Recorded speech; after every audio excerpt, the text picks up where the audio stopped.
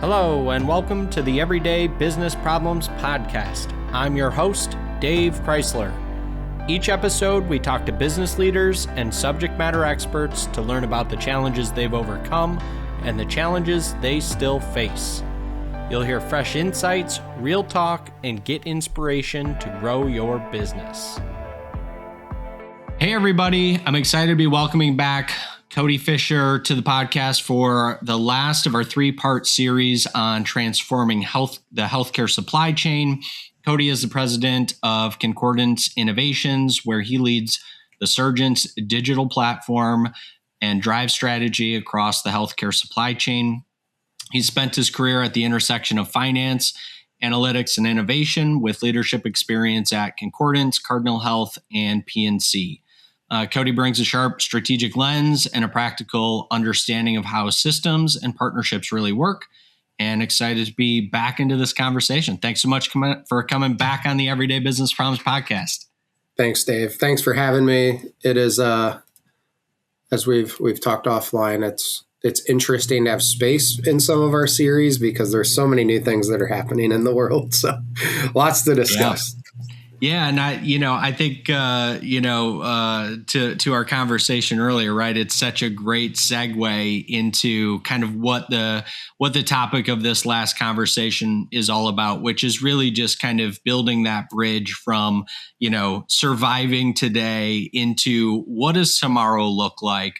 How do we kind of build this bridge, both from, a execution practical perspective, but also keeping in mind like what we're always measured against, which is return on investment, right? And making sure that we have, all of those lenses covered.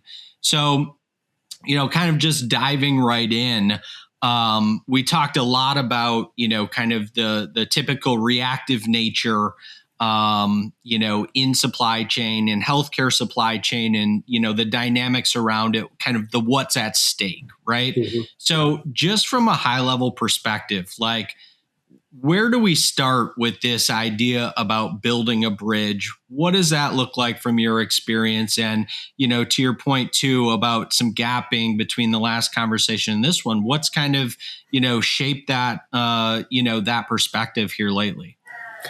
Yeah, it's a good question, and I'll kind of answer it in two ways. So the first way, which we'll kind of iterate a little bit on what we've talked about in the past, is really having a clear understanding on what's kind of at the end of the bridge, right? What are you building to? What are you innovating to? What is really the outcome you want to deliver? And the better you have that defined, whether that be as an org or as a leader for your team, the better you have it defined across organizations. So as a partnership, I think it's kind of like if you're using, a GPS, the better you know where you're going, the better you're going to get there, or the more you know about where you're going.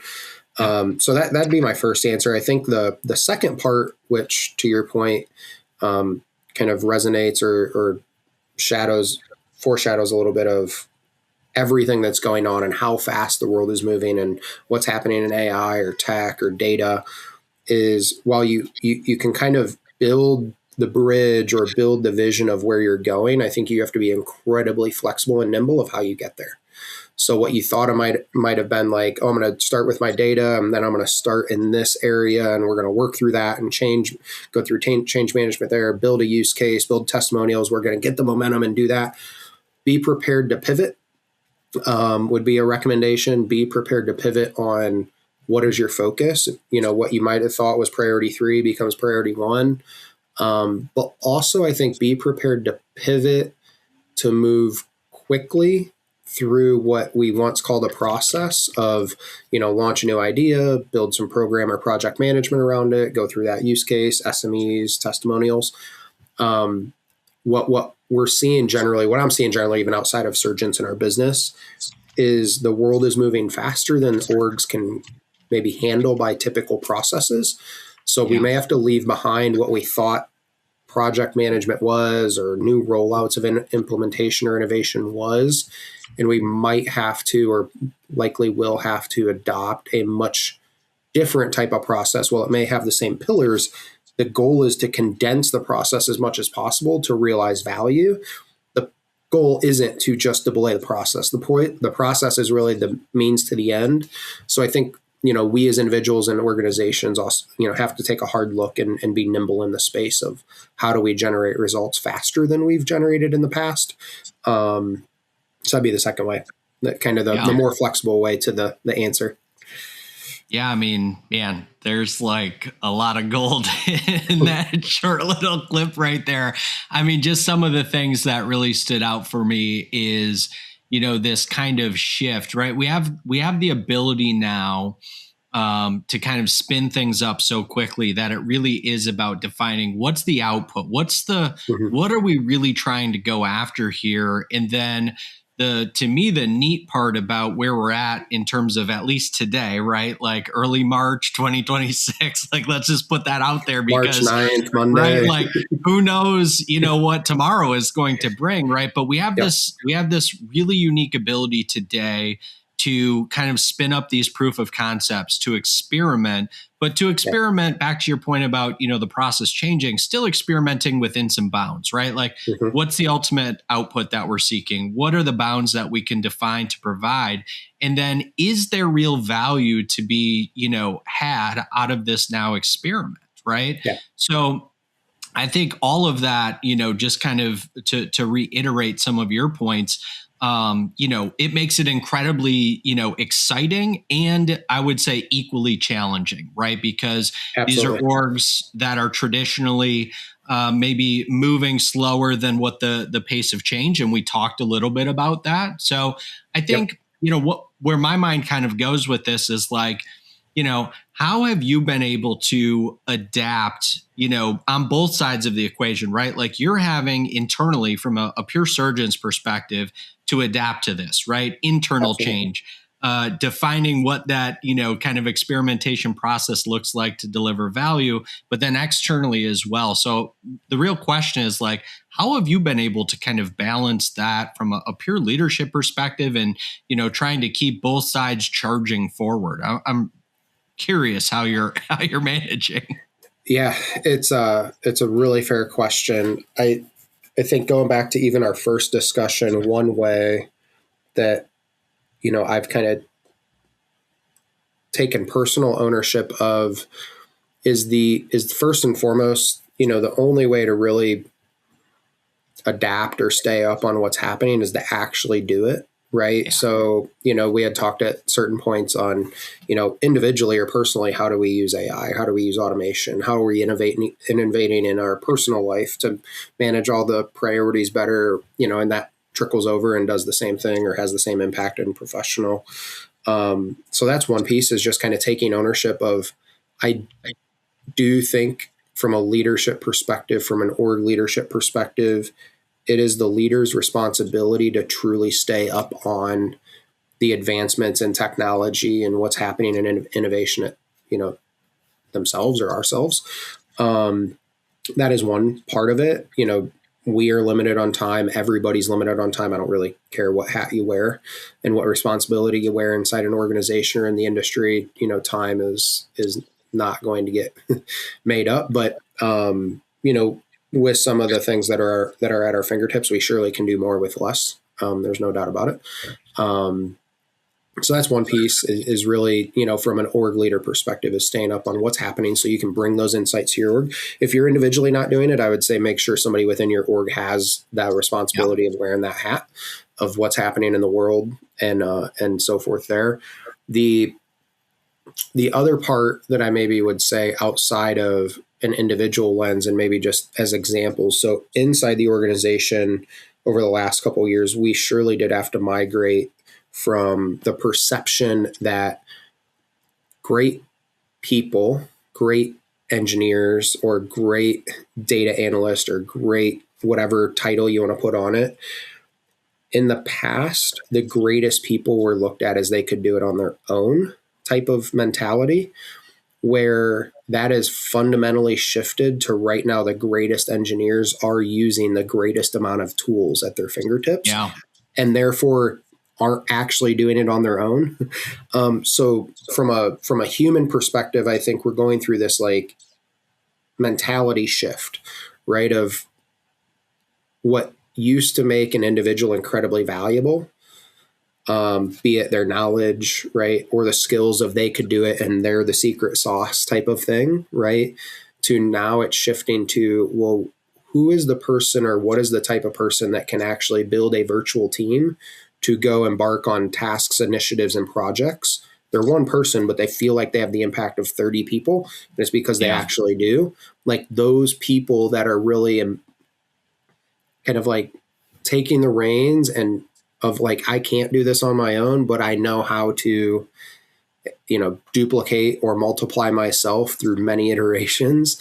The impact that we see those people making, whether that's internal or kind of as we experience other orgs that are innovating in the world, like it is something that I don't think we could have fathomed as humans like 2 years ago, right? Like, Dave, hey, go set up your own agents, and all of a sudden you have in a week, you have a 30-person team that's really not in human form, but that 30-person team probably has more productivity than a 100-person team in human form. Like those sort of things I think are really challenging for us to be able to think through and, kind of in another sense or in another analogy to build the bridge from like, where were we to where are we going?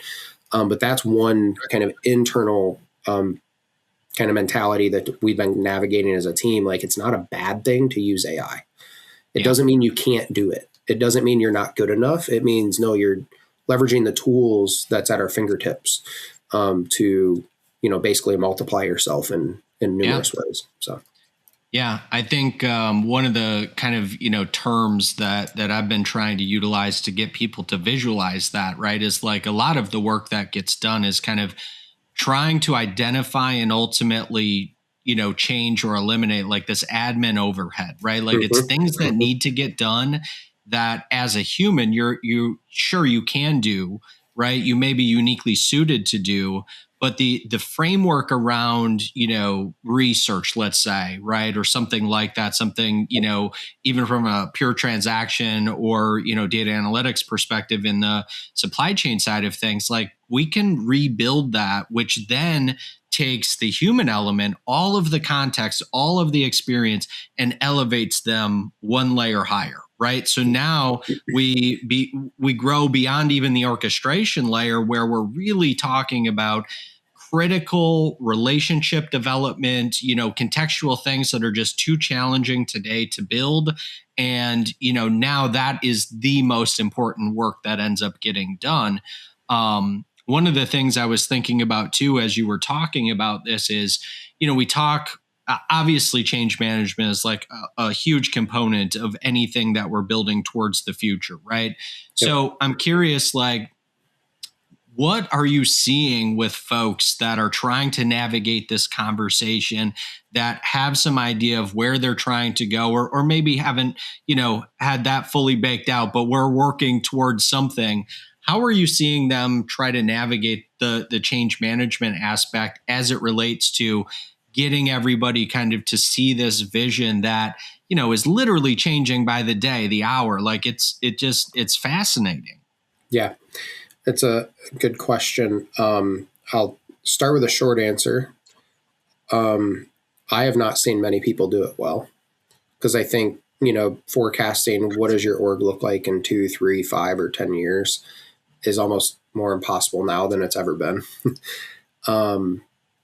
I have seen some leaders and orgs be successful in not necessarily forecasting what does it look like, but what kind of taking it to a more theoretical stance of like, what do we want to be able to do as an org? What value do we want to be able to provide? Less about how do we get there.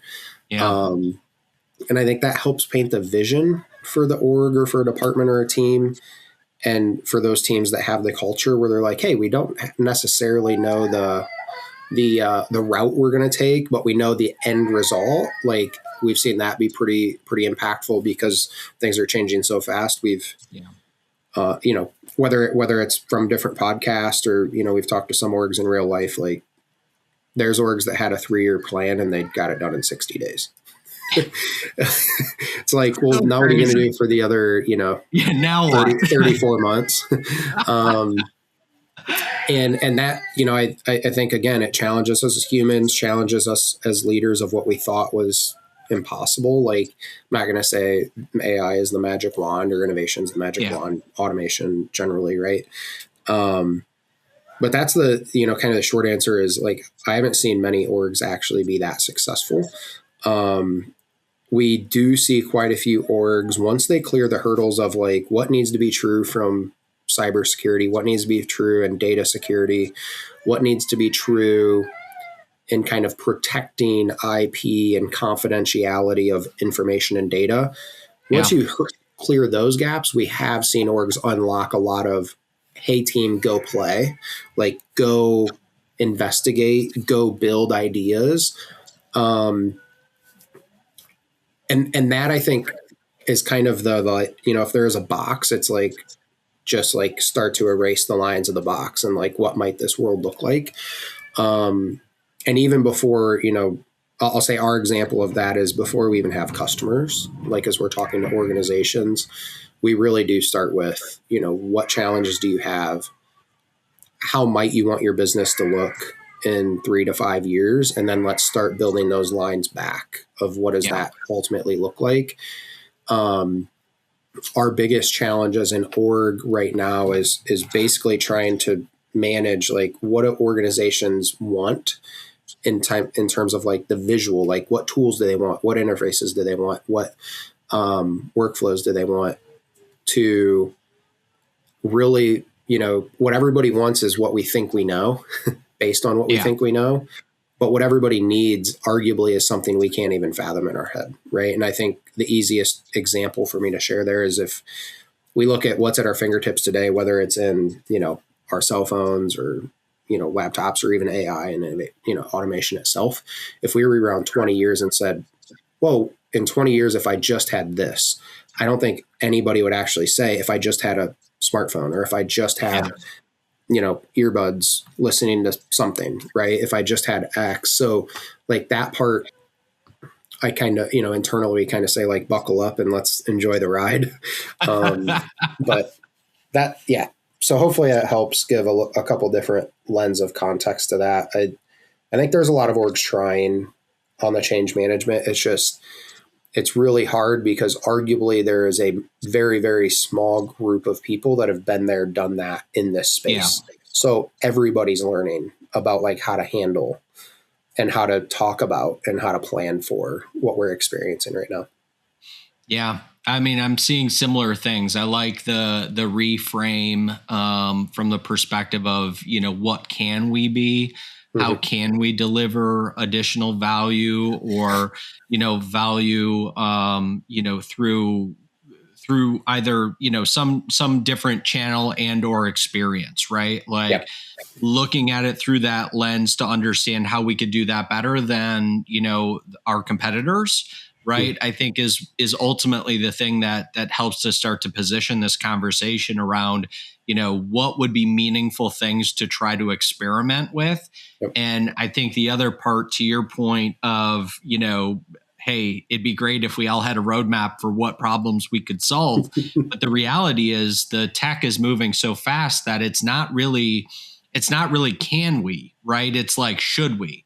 Should we? And how do we? Yeah. Yeah, exactly. Right. Like, and I think that's, it gets back to, again, remove the tech side out of it. It's like, what are the things that we believe are going to help us move the needle, the furthest, fastest. And so it's, even though the tech makes it, really exciting, right? I think it's still in a lot of sense back to some of the fundamentals that we all know, in terms of change, in terms of, orgs growing and delivering that, additional value. Yep. I'll have one add on to that, Dave. I think it's been interesting in our journey with some customers of when we're on the journey to solve certain challenges that are known, we actually are able to uncover maybe even bigger challenges that were unknown. Yeah. Like they were kind of chalked up to like, well, this is just how the business works. This is how the supply chain operates. This is just what we do.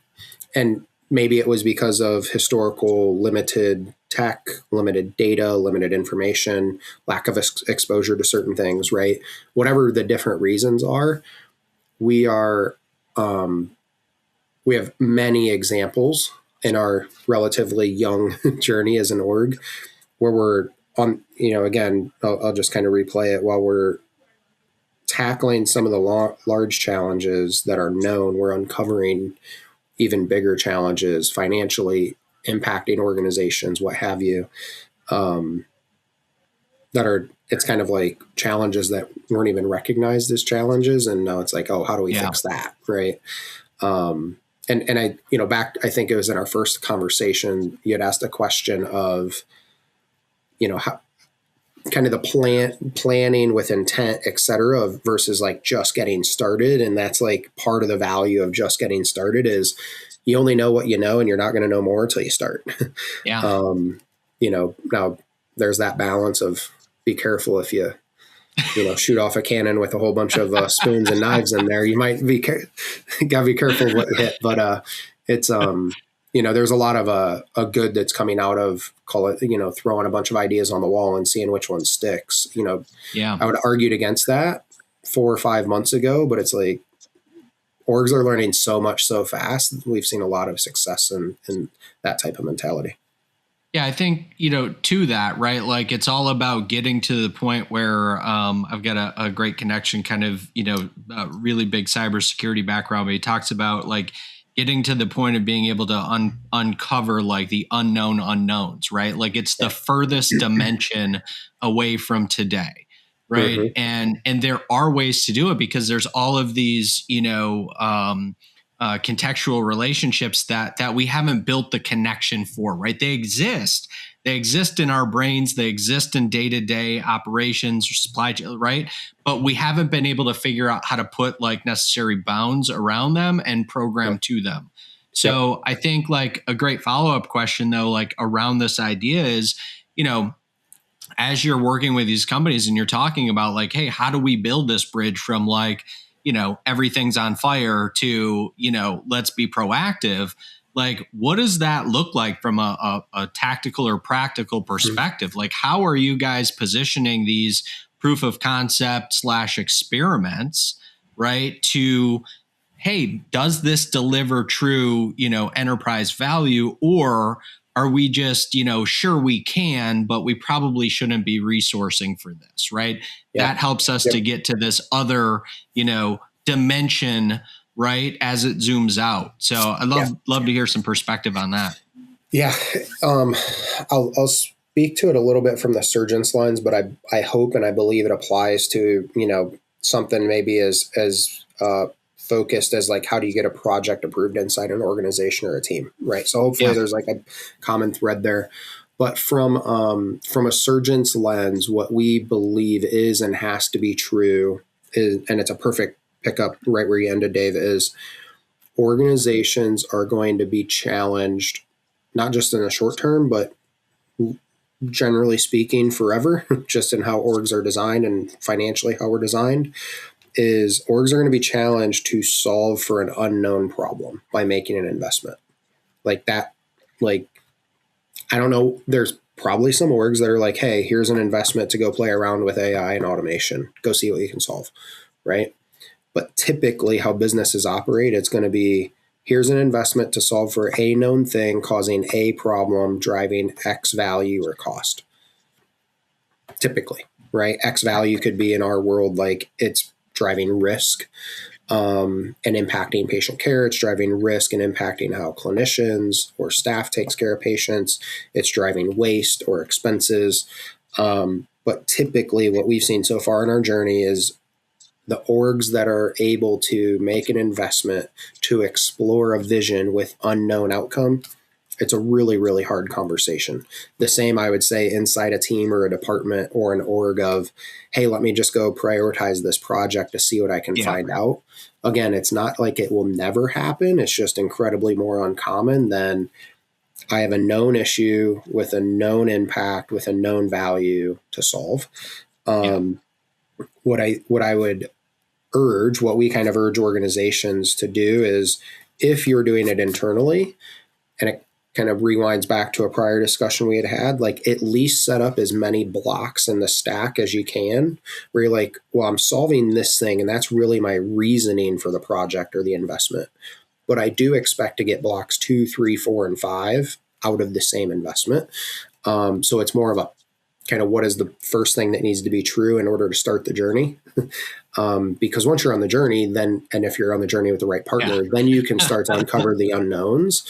Yep. But it is the, I wish it weren't true type of thing, not just from a surgeon's business perspective, but just, I wish we had more capacity and time and dollars and capital and all this stuff as a world of operators inside healthcare supply chain to say, oh, I'm going to spend 20% of my time and 10% of my budget just to go see what I can do. But I don't know too many budgets that operate that way today. So hopefully I give some context. I think what's interesting about that too, and for me, like, I think some of it is about reframing that conversation, because we both know this stuff exists, right? It's just not seen today, right? So the money is already being spent. It's being allocated. You've seen this for, literal decades with these really skilled operators that are doing some incredible things with, Access and Excel and macros, right? There's been builders for as long as I've been in and around business. And, so I think that, aspect of trying to share that story to more people, I think is another way to help bridge, this kind of first couple of steps into this journey, because ultimately those resource dollars are being spent. They're being invested. But I would argue, and I think maybe you would agree, I'm curious to get your perspective, but, probably not in as meaningful of a way as potentially they could be with the kind of horsepower that we now have access to. Yep. It's a really fair way to say it, right? Like if we as humans or maybe as orgs think of your AI and automation tools just as that as tools, similar to your Microsoft Office package of Access and Excel and PowerPoint and Word, right? It still probably invokes the conversation of ROI, outcome, timing, all those sort of things. But it's lesser to like, I'll say take it to the nth degree. There's orgs that are literally creating an automated shadow org. Like basically they're on the journey of, can their organization run automated? That is one end of the spectrum. And the other end of the spectrum is, I have known projects and known issues. Can I do them better with different tools? So, on the end of the spectrum of like, think of AI and automation as a tool in which your operators arguably are already being invested in and making some sort of investment in time. Can you get some of that time and energy back to yield the same or better outcome? Like that is that is arguably the no-brainer. It's a yes. It's just sometimes not as clear as, we want it to be. Lesser to surgeons, more as like the recipient of AI. Sure. Yeah. Like it's relatively speaking, not clear. And kind of going back to one of your questions earlier, being able to dive in and have somebody focused on the world and what's happening, like, generally speaking, there's no better use case to understand than one that's already been done and has proven value, and your team can say, oh, we could do that too. Yeah. The speed to value in that use case is pretty fast compared to, hey, let's go see if we can make an investment to solve a problem, to treat it our own way. So kind of finding those user groups or those friendlies that have taken the first step. I think that is also where we've seen, where I've seen more in the world generally, where, even at a personal level, I know you and I were sharing some examples of like, how are we using AI personally?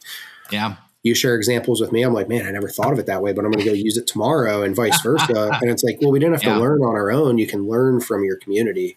And that, I do think the community aspect is a piece of this. Like, how does the world change? How does our healthcare supply chain change? Like, the closer you are with your community, the faster those use cases are going to be better understood and kind of shared and deployed in different orgs. Yeah, no, I couldn't agree more. And I think the other unique part, kind of more specifically around, the surgeon's platform and like what the intent of that is, right? Like there's a community of peers that exist outside of healthcare that have very similar challenges. ultra complex supply chains, maybe not the same category of, potential impact or, risk, right? From a pure health and human services perspective, right? But arguably, from a convenience perspective, equally challenging. So I think, the point is, right, you can look for these peer groups, whether it's on an individual basis and you're just curious, naturally curious. I shared just the other day, like I had a buddy was telling me, he's like fixed his lawnmower that, he couldn't figure out, right? And didn't want to take it, right? It's like a big riding lawnmower. So it's not like, you just toss that thing in the car and, take it to your local small engine repair shop, right? So, but it's all of those things. And I think the underlying part is that, you can find these examples all over if you're open to looking for it. And, I think if you pulled any business leader, right, like they couldn't imagine operating a business without, Microsoft Office or G Suite, right? Like, how would we send emails? How would we draft proposals? How would we, right? So I think at some point we will start to close that gap and, the conversation of how we then take that infrastructure as, some baseline to build off of all of the other things, it becomes a little bit more, widely accepted, right? Absolutely agree. And I think you hit on a good point at the end, right? When it becomes, when we do change our focus from solving a problem to leveraging a platform to solve many problems, the infrastructure and the architecture of your org, of your data, if you don't have it, and if you don't have it controlled, it does become the roadblock to the journey. And again, arguably the same for, call it life, right? The less data and infrastructure you have in your life, the less something, a tool is going to be able to help you manage whatever you're trying to manage. So it's a good thread there, Dave, on the architecture side. Yeah. I mean, again, I think a lot of it, comes back to just this general idea of like, and kind of my next question really ties into this, right? But it's just this general idea of like, how do we manage risk with innovation? How do we, from a practical perspective, like within our orgs, like, build this proverbial bridge of like, boy, we don't even know what we can solve because we don't even know all the problems, and we don't know if we're solving at a root cause level or if we're just been chasing symptoms. Arguably, that's what we've all been doing for a lot of years, right? So, what the question ends up being for me, like, from your perspective is, from a practical standpoint, how do we have that, like balanced equation of, risk and innovation and talking about what that looks like towards the future, right? Because we have no ability to predict, like 18 months ago, I felt a lot more confident in my ability to predict how things were going. And, like this year so far, I haven't, been able to predict next week. Like it's just, it's mind blowing. The speed. So, what have you seen in that kind of, vein from the work that you guys are doing and the conversations that you're having, externally? Like, how are people thinking through this, and how are you, helping them to kind of build this bridge when we're trying to, all of us are trying to balance that? Yep. No, it's really fair. I think specifically in the balance of risk and innovation, what we work with orgs on is, and frankly, what we want to know out of the gate is just what are those answers for each org, right? I mean, generally speaking, how we're positioned is, we can meet, generally speaking, the orgs where they're at. We have customers today that, there's kind of a risk floor, if you will, like you can't go below the floor, but we have orgs that go way above the floor, right? That's just kind of their culture. It's embedded into how they operate. It's largely embedded into healthcare, generally speaking, that we're going to be conservative in the nature of how fast we innovate, what we try, when we try it, because of that potential impact, or the adverse impact, said another way. So generally we start with, let's just recognize, like, what is your risk tolerance? What are you adverse to, or in layman's terms, scared of? Can we knock off some of that list, right? If we can't, let's control or build around it. So far today, we haven't been able to address a risk unknown or known to orgs. So we're in a pretty unique situation there. But it's important, right, to kind of understand the culture of, in our world, customers, but in a general operating world, just what is the risk profile of departments? I mean, inside an org, every department has their own culture, right? So being able to operate and understand, like, what is the risk tolerance between different departments is incredibly important. But I think at some point we do have to recognize, and we talk about this a lot in kind of how we build and engineer product. In order to create the most value in the most expedient amount of time, we will likely have to augment how we think about risk. It doesn't mean it goes away. It just means change how you think about it. It means control against adverse effects. It might mean run a digital twin on your operating system so you can trial and innovate in your digital atmosphere. And if you want to push back changes, you can. If you don't like it, hey, no harm, no foul. Nothing happened in your operating system, right? So there's ways to safeguard around that we really explore with organizations. It allows incredibly fast innovation, and then you get to pick when you actually want to change your business. So there's some threads there.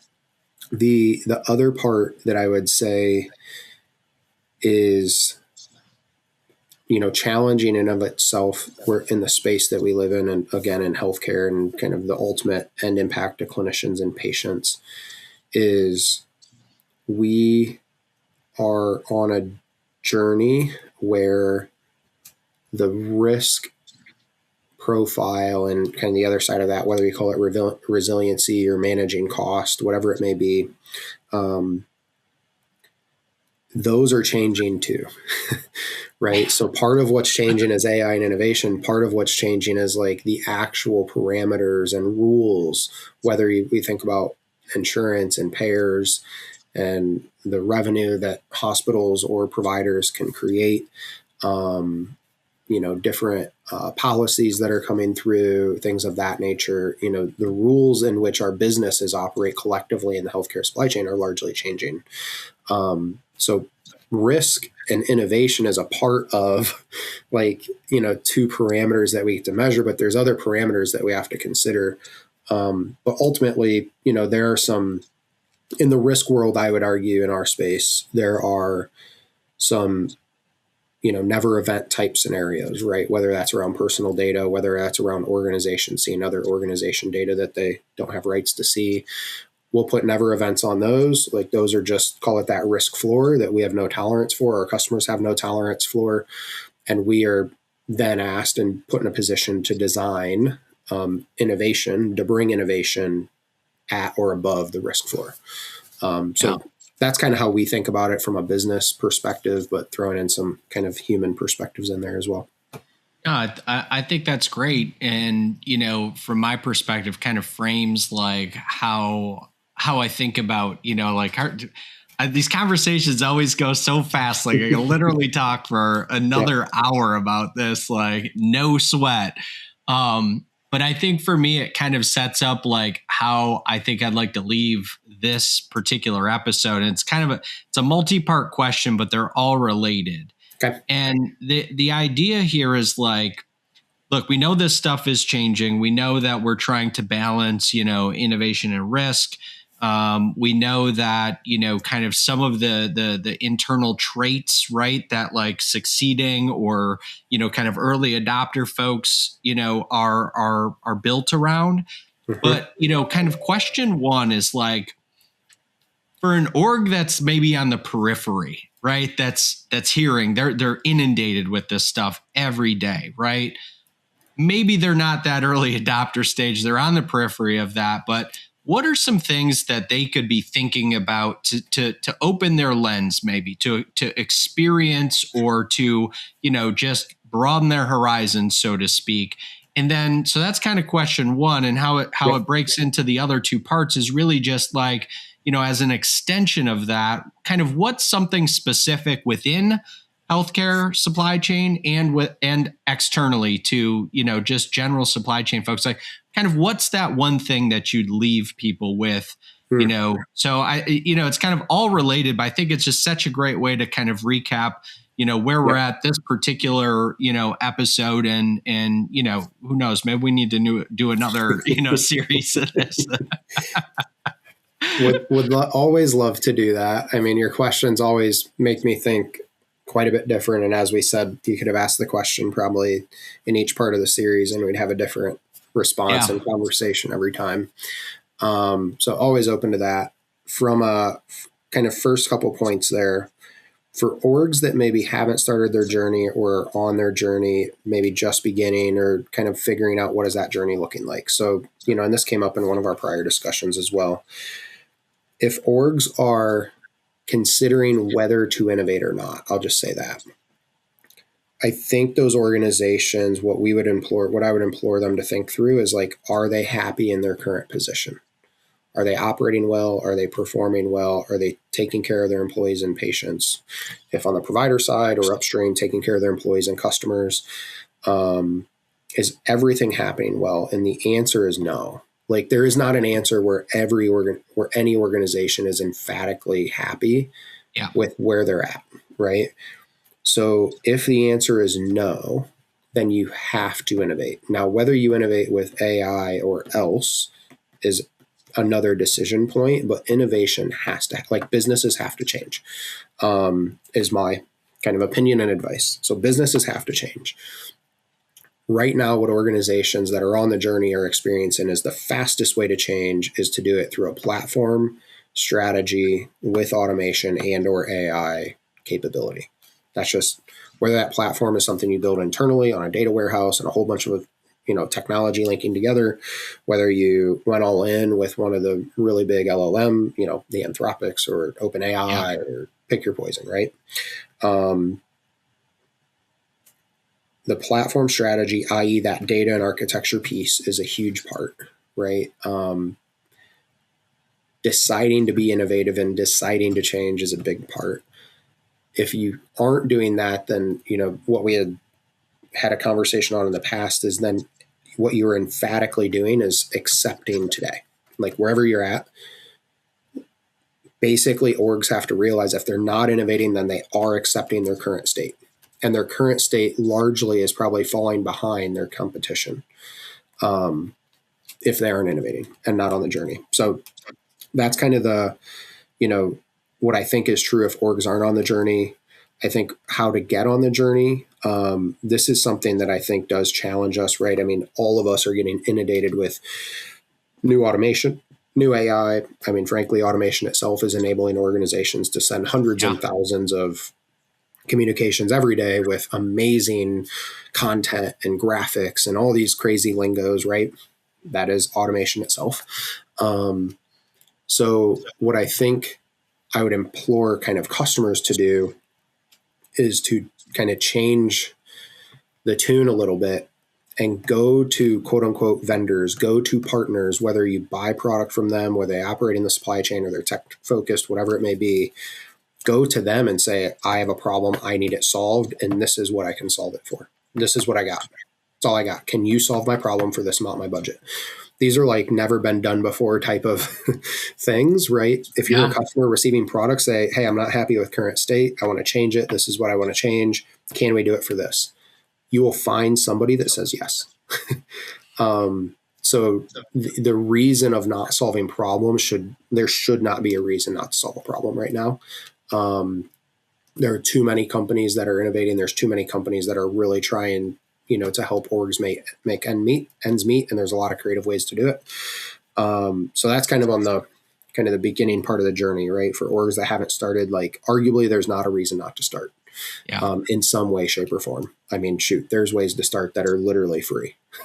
So, it's hard to fathom that orgs haven't started somewhere.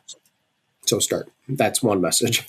The second, maybe more specific to healthcare supply chain is and this has been more the trend in the last 6 months or so in our conversations, is whatever we think healthcare supply chain is today, like be prepared that it looks totally different in 3 years. How we buy, how we inventory product, how we forecast, how we plan, how we communicate, how we send communication, how we communicate inside orgs, how we send communication back and forth across business partners. everything we feel like we know about healthcare supply chain, I think will change for the better. It's going to be hard to fathom what that actually looks like. Sure. But the whole idea of I have a problem on a product, I haven't gotten it, I got to send an email and then a follow-up email and then another follow-up email to get an answer, like that is not going to be what it looks like in 3 years. Yeah. Arguably, it's probably not what it's going to look like at the end of the year. maybe the end of the quarter. Or the end of the quarter, right? I think the other part that, so one, like, we are in a position with our customers where we are really redefining healthcare supply chain.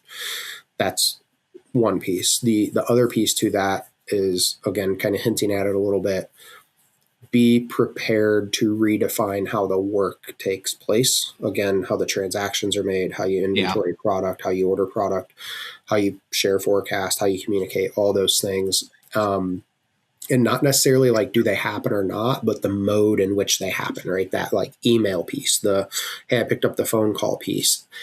It may look more like OpenAI, ChatGPT type stuff, like where is my product? And it may or may not go through Outlook. It may go to somebody's cell phone. It may go to your data warehouse. It may go somewhere. Again, all those rules can be created, but the experience where we are kind of having conversations with our technology, I think is going to amplify even more. There's a lot of amazing stuff happening in the visual and verbal space where, typing might not even be a thing very far in the future. So like the whole keyboards that exist in our laptop, there might be a time and place for those, but, be prepared that those might not have, there might be alternative methods. I'll put it that way. So just a couple of pieces there to leave, but I think I'd sum it up, Dave, to be honest, of, being open to changing how supply chain works, changing how you transact, changing how you collaborate with partners in the supply chain is kind of the thread. And I think the only way to do it is to really expose the problems and challenges. Go back to one of your questions already today. Expose the problems and challenges you want to have solved, whether you're the customer, you're the supplier, it doesn't really matter. Expose the problems and challenges and pick the partners that are open to solving those together. It's not a should we, it's back to like, how do we? We already, or can we, shouldn't be the question. It's a should we and how do we type of conversation. So, but I do, I mean this in the most positive way possible, like 26, 27 orgs and people will need to buckle up because change is going to happen fast. And that's in the most positive way, not the negative way. I think our world will fundamentally change in how we perceive healthcare supply chain. I think healthcare supply chain has an amazing opportunity because we have the amazing reason to fundamentally change how our business works. We impact, arguably, as you had already said, the most important end of the supply chain end customer as any other supply chain. So our reasons to innovate and to adapt should be bigger than any other supply chain. I'd close with that. Yeah. I love it, man. Again, I could go into a bunch of additional tangents with it. I think where my head really goes with it, just as a quick, note to add on to what you were saying is just, for me, it really circles back to a cycle of improvement, right? And getting everybody else kind of in the world. I liken it to the supply chain disruption we felt, during the pandemic, right? Nobody knew what supply chain was until, they struggled to get, kind of day-to-day essentials at Costco, right? Yep. And so this, I think, reinforces, what builders and operators have kind of known for, a long time, which is everything, moves through the same cycle, and the framework you want to use doesn't matter. It's the same cycle that ultimately leads us to that innovative state, which again will change, right? There is no destination. It's just a journey. So I love it. I really appreciate you taking all the time to come on the show. I think there's going to be a lot of folks that get a tremendous amount of value out of this series. For anybody that wants to reach out and have a conversation with you, Cody, where's the best place for them to find you at? Yeah. First and foremost, Dave, thank you for having me. It's equally enlightening, and being asked questions in different ways, again, makes me think harder, especially in the next years in advance. Those are hard questions, but if anyone wants to reach out, and I'll kind of, Dave, to your point, reiterate, this doesn't have to be business, right? It could be conversations, what's happening, different use cases. Love to brainstorm with other thought leaders. So reach out to me on LinkedIn is probably the easiest place. We have wearesurgeons.com as well if you want to learn more about what we're doing in the platform and what we're doing with some organizations as well. But would love any feedback, kind of open collaboration, always open to that. Yeah. Love it. Now make sure to put that stuff in the show notes for everybody. And would just echo what Cody said. Like, I would definitely encourage folks to reach out and connect with him. He is not just leading, surgeons and this platform that him and the team are building out, but, he's doing this stuff, right? Like, that's, I think, why I appreciate our conversations that we've had offline and, prior to this. But you are really a resource that is not just, talking the good game, right? Like, you're out there, you're iterating, you're learning, you're experimenting in your own world. And that helps to influence what is happening, with the Surgeons platform. So again, I thank you for that, Cody, and we'll catch you on the next episode. Awesome. Thanks, Dave. Thank you so much for listening today. If we brought you any value, please rate, subscribe, and share our podcast. Also, be sure to connect with us on social media by searching @The Crysler Club. Until next week, I'm your host, Dave Crysler.